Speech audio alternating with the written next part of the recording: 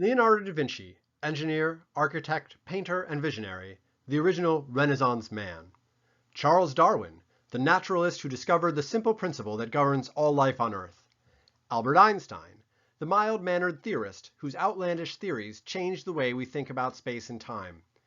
Born hundreds of years apart, these three men had little in common, but there are at least two qualities that they all share.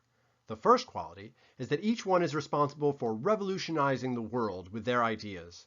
The second, not entirely unrelated characteristic that they all have in common is that they were all prolific notebook keepers.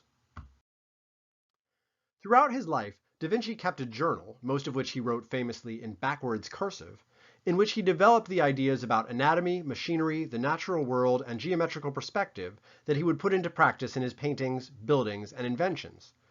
When Darwin traveled to the Galapagos Islands, he kept careful notes and drew detailed sketches in which he gradually put together the observations and interpretations that would lay the foundations for his theory of evolution. While Einstein worked as a lowly patent clerk, he compiled his famous Zurich notebook, in which he sketched out the formulas and proofs that would become his revolutionary theory of general relativity. Examination of these notebooks demonstrates an important principle of creativity and innovation. World-changing ideas don't come out of nowhere. For all the attention we pay to the power of inspiration and eureka moments, such flashes of insight, though they constitute an important element in idea formation, are likely to be the result of a much less glamorous but more interesting process of patient data gathering, abstract contemplation, and deliberate reflection, much of which takes place through the act of writing. Einstein and Darwin shared their work with the world in the form of research papers and, in Darwin's case, books that they published throughout their studies, and Da Vinci's legacy is associated primarily with the paintings we all recognize.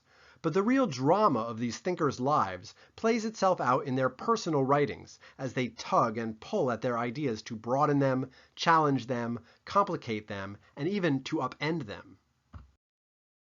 While writing for publication is usually what we think about when we think about academic and professional writing, successful thinkers know that the real power of writing lies in its power as a tool for doing things with ideas. Specifically, the kind of unfocused or contemplative free writing that takes place in the notebooks of great thinkers entices ideas to move forward, to go deeper, to follow a line of inquiry toward a vanishing horizon, the way the smile of the Mona Lisa draws in the gaze of a viewer.